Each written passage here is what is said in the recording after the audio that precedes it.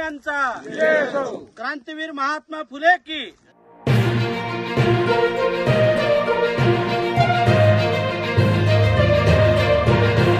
महात्मा फुले यांचा क्रांतीवीर महात्मा फुले की क्रांतीवीर महात्मा फुले की शेतकरी एकजुटीचा उन्हामुळे शेतात होणारा वीज पुरवठ्याच्या वेळेत बदल करावा या मागणीसाठी शेतकऱ्यांचं शेतात अनोखं आंदोलन। सध्या विदर्भातील तापमान 40 अंशावर। अमरावती जिल्ह्यातील नांदगाव खंडेश्वर येथे शेतकऱ्यांना दुपारी वीज पुरवठा होत असल्याने शेतकऱ्यांचं आंदोलन। रखरखत्या उन्हात भर दुपारी शेतकऱ्यांनी शेतात मांडलाय ठिय्या। क्रांतीवीर महात्मा फुले यांच्या प्रतिमेला पूजन करत अनोख्या आंदोलनाला सुरुवात। शेतकऱ्यांच्या आंदोलनात उद्धव सेनेचे प्रकाश मारोटकर देखील सहभागी। शेतात होणाऱ्या वीज पुरवठ्याचा वेळेत बदल करण्याची शेतकऱ्यांची मागणी।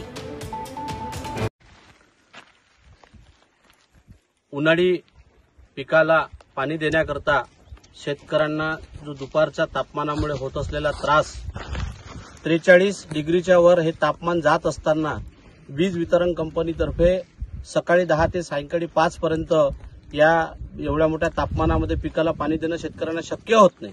उष्माघाताने बळी पडत आहे। अनेक शेतकऱ्यांना चक्कर येणे, बेशुद्ध होणे असे प्रकार निर्माण झाल्यामुळे आज आम्ही शेतातच शेतकऱ्यांना काय अडचण होते म्हणून या अडचणी संदर्भात शेतकऱ्यात ठिय्या आंदोलन सुरू केलेलं आहे। जोपर्यंत एमएससीबीचे अधिकारी येऊन आम्हाला लेखी देत नाही की वीज पुरवठ्याचा, कृषी पंपाच्या वीज पुरवठ्याचा टाइम टेबल आम्ही बदल करू, सकाळी 4 ते 12 आणि सायंकाळी 4 ते सायंकाळी 12 पर्यंत जोपर्यंत हा टाइम टेबल होणार नाही तोपर्यंत या रखरखत्या उन्हातून आम्ही या ठिकाणाहून हटणार नाही।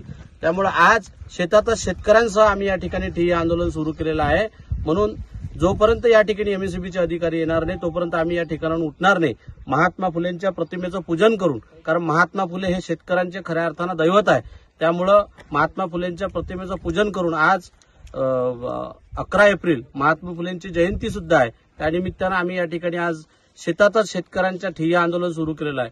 कांदा असेल, तीळ असेल, भुईमुंग असेल, इतर पीक असेल, या पिकाला या उन्हात पाणी देणं शक्य होत नाही। खालून जमीन सुद्धा गरम येते आणि वरून एवढं मोठं ऊन तपते। या तापमानात शेतकऱ्यांनी ओलीत कसं करावं याची प्रचिती एमएससीबीच्या अधिकाऱ्याला आली पाहिजे, म्हणून आम्ही या ठिकाणी आज ठिय्या आंदोलनाला बसलो आहे महात्मा फुलेंच्या प्रतिमेचं पूजन करून।